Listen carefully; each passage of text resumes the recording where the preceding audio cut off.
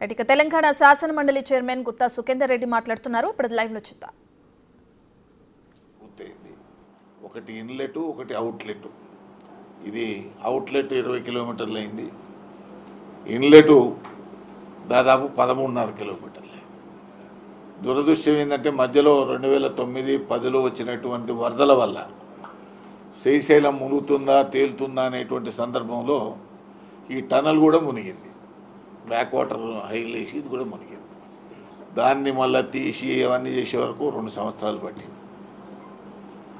ఏది ఏమైనా ఈ రెండవ ఇన్లెట్ ఎక్కడైతే ప్రమాదం జరిగిందో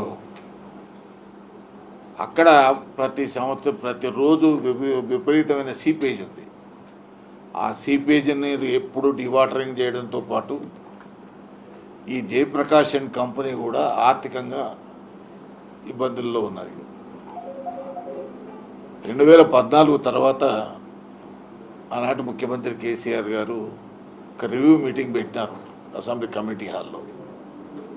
ఆ రోజు నేను కాంగ్రెస్ పార్లమెంట్ సభ్యుని, జానారెడ్డి గారు ప్రతిపక్ష నాయకులు, కోమటిరెడ్డి వెంకరెడ్డి గారు, అదేవిధంగా బీజేపీ నుంచి ఎన్వీఎస్ ప్రభాకర్ గారు, అన్ని రాజకీయ పార్టీలను కూడా పిలిచారు.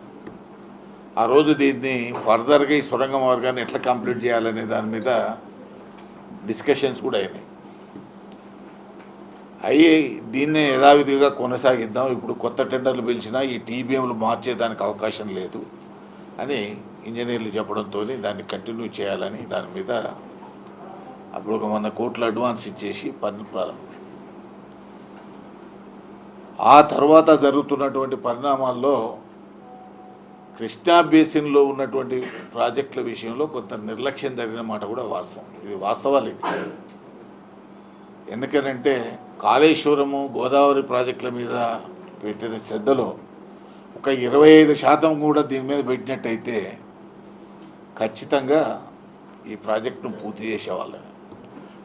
ఎందుకంటే హరీష్ రావు గారు ఇరిగేషన్ మంత్రిగా ఉన్నారు. ఆయన ఉన్నంతసేపు రెగ్యులర్గా రివ్యూలు కూడా జరిగేది. తర్వాత నెక్స్ట్ 5 ఇయర్స్లో దీనికి ఇరిగేషన్ మంత్రి గారు ముఖ్యమంత్రి కావడం వల్ల ఈ రివ్యూ పెట్టేటువంటి అవకాశం కానీ రివ్యూలు చేసేటువంటి సమయం కానీ లేకపోవడం. నేను ఆర్నే శాసన మండలిలో చాలా సందర్భాల్లో హరీష్ రావు గారికి నేనే అధికారులను పిలిచి ప్రోగ్రెస్ రిపోర్ట్లు తయారు చేసి నువ్వు రివ్యూ పెట్టండి, ముఖ్యమంత్రి గారి దృష్టి తీసుకోవడం కూడా పలు సందర్భాల్లో కోరిన మాట కూడా వాస్తవం. సరే, ఏది ఏమైనా ఇప్పుడు వచ్చినటువంటి రేవంత్ రెడ్డి గారి ముఖ్యమంత్రి గారి నేతృత్వంలో ఉన్నటువంటి ప్రభుత్వం మా జిల్లా నుంచే ఇరిగేషన్ మంత్రిగా ఉత్తమ్ కుమార్ రెడ్డి గారు ఉండడం, దీన్ని ఎటువంటి పరిస్థితుల్లో వచ్చే 3 సంవత్సరాల్లో ఈ సొరంగ మార్గాన్ని పూర్తి చేయడం, ఈ 3-4 లక్షల ఎకరాలకు గ్రావిటీ ద్వారా నీళ్ళు ఇచ్చేటువంటి కార్యక్రమం చేయాలనేటువంటి ఒక పట్టుదలతో ఇప్పుడు పనులు జరుగుతూ ఉన్నాయి. దీనిలో డిప్యూటీ చీఫ్ మినిస్టర్ గారు కానీ, ఉత్తమ్ గారు కానీ, వెంకటరెడ్డి గారు కానీ, నేను కానీ మేమందరం కూడా వెళ్ళి అవుట్లెట్లో లోపల 10 కిలోమీటర్ల వరకు కూడా పోయి వచ్చాము. ఇంతకుముందు ఒక దాదాపు 7-8 మాసాల క్రితం. ప్రోగ్రెస్ ఎట్లా ఉంది, ఏంటి ఎప్పటి వరకు కంప్లీట్ చేస్తారు ఏందనే దాని మీద. ఎందుకంటే ఆ అవుట్లెట్లో ఉన్నటువంటి టీబీఎం బేరింగ్ పోయింది. ఆ బేరింగ్ కావాల్సిన డబ్బులు కూడా రాష్ట్ర ప్రభుత్వం ఇచ్చింది. అది ఇప్పుడు మద్రాస్ పోర్టుకు వచ్చింది అన్నారు. అది వస్తే అది ప్రారంభమైతే అవుట్లెట్ కూడా ఈ మధ్యకాలంలో ఇన్లెట్ కూడా ప్రారంభమై 18 మీటర్లు డ్రిల్ చేశారు. కానీ దురదృష్టవశాత్తు ఏంటంటే పైకప్పు కూలిపోవడం, దాంట్లో రాళ్ళు రావడం, తర్వాత టీబీఎం పైకప్పు కూడా మొత్తం డ్యామేజ్ కావడం, దాంట్లో 8 మంది చిక్కుకుపోవడం, ఇదంతా కూడా దురదృష్టకరమైనటువంటి సంఘటనలు. దీన్ని మనం ప్రాజెక్టుల్లో జరిగే ప్రమాదాలు మనం రాజకీయ రాద్ధాంతం చేయాల్సినటువంటి అవసరం లేదు. ప్రమాదాలుగా చూడాల్సిందే. ఇంతకుముందు శ్రీశైలం పవర్ హౌజుల్లో కూడా ప్రమాదం జరిగింది, ఎంతోమంది చనిపోయినారు. కాళేశ్వరంలో కూడా పంపులని మునిగిపోయినాయి, ఎంతోమంది చనిపోయినారు. ఇట్లా ప్రాజెక్టులో నిర్మాణ దశలో కొంత ఇబ్బందులు వచ్చే మాట వాస్తవం. ఇది దేశవ్యాప్తంగా ఉంటుంది, ఇది ప్రపంచవ్యాప్తంగా కూడా ఉన్నటువంటి. కాబట్టి దాన్ని ఎట్లా ఎదుర్కోవాలో, ఫర్దర్గా ఎట్లా మూవ్ కావాలనేటువంటి ఆలోచన చేయాలి తప్ప నేను అవునంటే నువ్వు కాదనుడు, నువ్వు కాదంటే నేను అవుననుడు, ఇది రాష్ట్రానికి మంచిది కాదు. రాజకీయాలు ఏదైనా ఉండొచ్చు, కానీ ఇటువంటి సందర్భాల్లో విమర్శలు ప్రతి విమర్శలు అనేటువంటివి మంచి కాదు. కాబట్టి ఇప్పటికైనా ప్రతిపక్ష పార్టీ అధికార పక్ష పార్టీలు కలిసి దీన్ని ఏ విధంగా ముందుకు తీసుకుపోవాలని ఆలోచన చేయాలి తప్ప మరొక విధంగా ఆలోచన చేయడం అనేటువంటిది సరైన పద్ధతి కాదు, ఇది మంచిది కూడా కాదు. ఎందుకంటే హరీష్ రావు గారు కూడా అనుభవజ్ఞుడు, చాలాసార్లు మంత్రిగా పనిచేసినారు, ఇరిగేషన్ మంత్రిగా చేసినారు, ఆర్థిక మంత్రిగా చేసినారు. అన్ని విషయాలు వాళ్ళకి తెలుసు, ఎందుకు ఆలస్యమైందో కూడా వాళ్ళ ఆత్మకు తెలుసు. ఇవన్నీ నేను కొత్తగా చెప్పాల్సిన అవసరం లేదు. ఎవరికి వాళ్ళ ఆత్మవిమర్శ చేసుకుంటే వాస్తవాలు తెలుస్తాయి.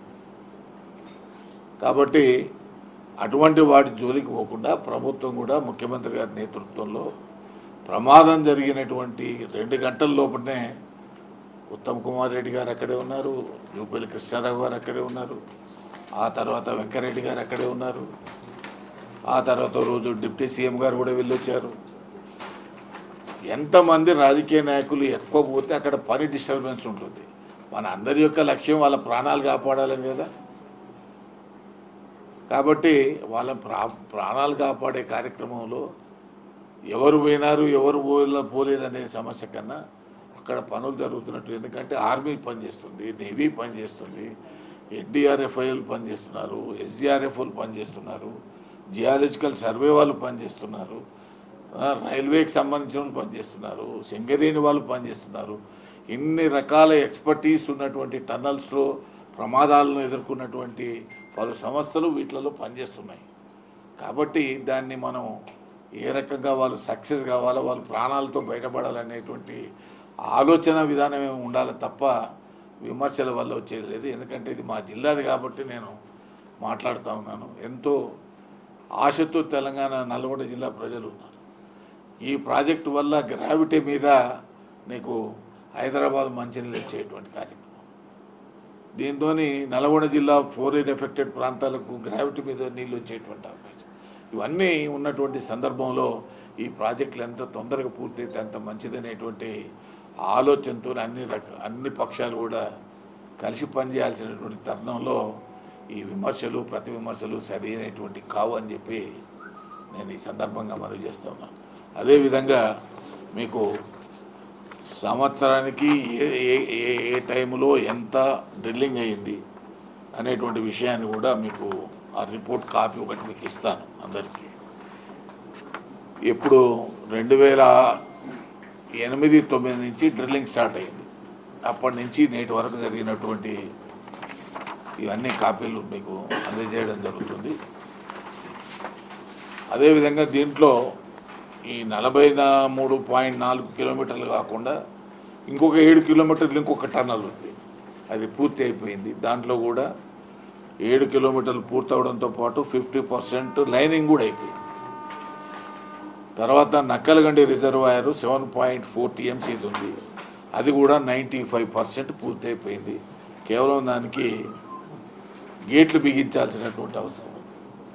ఆ తర్వాత పెళ్లిపాకల రిజర్వాయర్ ఉంది. దీని తర్వాత ఈ టన్నలు, సెకండ్ టన్నలు, నకలగండి తర్వాత సెకండ్ టన్నల్ వస్తుంది. సెకండ్ టన్నల్ తర్వాత 14 కిలోమీటర్లు ఓపెన్ కెనాల్ ఉంటుంది. ఓపెన్ కెనాల్ డైరెక్ట్గా పెళ్లిపాకల రిజర్వాయర్కి పోతుంది. ఆ పెళ్లిపాకల రిజర్వాయర్ 2.2 TMC కెపాసిటీకి పెంచినారు. అది ఆ కాంట్రాక్టర్ బ్యాక్అవుట్ అయిపోయినట్టు అది అక్కడే ఉంది. ఇప్పుడు కొత్తగా టెండర్లు పిలవాలంటే 1200 కోట్లతోని టెండర్లు పిలవడానికి సిద్ధంగా ఉంది. కాబట్టి ఇవన్నీ పూర్తి చేసుకునే వైపు మనం ప్రయత్నం చేయాల్సినటువంటి అవసరం. నేను ప్రభుత్వాన్ని కూడా చాలా సందర్భాల్లో విజ్ఞప్తి చేస్తూ ఉన్నాను, చెప్పినాను కూడా. ఆన్గోయింగ్ ప్రాజెక్టులకు టాప్ ప్రియారిటీ ఇవ్వండి. ఈ ఆన్గోయింగ్ ప్రాజెక్టులన్నిటిని కూడా మనం పూర్తి చేస్తే ఇబ్బందులు ఉండవు. ఎందుకంటే ఎస్ఎల్బిసి సొరంగ మార్గం కావచ్చు, కలవకుర్తి నెట్టంపాడు భీమా కావచ్చు, అదేవిధంగా గంధమల్ల ప్రాజెక్టు కావచ్చు. గంధమల్ల ప్రాజెక్టు టెండర్లు పిలిచి అగ్రిమెంట్ అయ్యి 6 సంవత్సరాలు, కానీ 1 ఎకరం కూడా భూసేకరణ జరగలేదు. 1 ఎకరం కూడా. దాన్ని కూడా పూర్తి చేయాల్సినటువంటి అవసరం ఉంది. దాన్ని 9 TMCల నుంచి 1.5 TMCకి తీసుకొచ్చినారు. అయినప్పటికీ ల్యాండ్ ఎక్విజిషన్ ఒక ప్రధాన సమస్యగా పలు ప్రాజెక్టులు ఉన్నమాట కూడా వాస్తవం. ఎందుకంటే రేట్లు పెరిగినాయి, రైతులు ఈ ధరలకు ఇవ్వడానికి సిద్ధంగా లేరు. కాబట్టి అటు రైతును కాపాడాలా, తర్వాత ప్రాజెక్టులు పూర్తి కావాలంటే భూమి లేకుండా పూర్తి కాలేవు. కాబట్టి పలు సమస్యలు ఉన్నమాట కూడా వాస్తవం.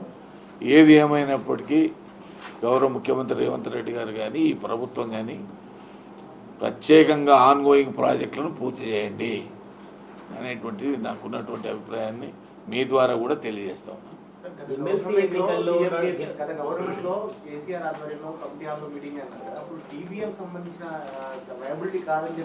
లేదండి, అప్పుడు ఏం జరిగిందంటే దీనికి ఆల్టర్నేటివ్ మార్గం ఏదైనా ఉంటుందా అని ఒకటి ఆలోచన.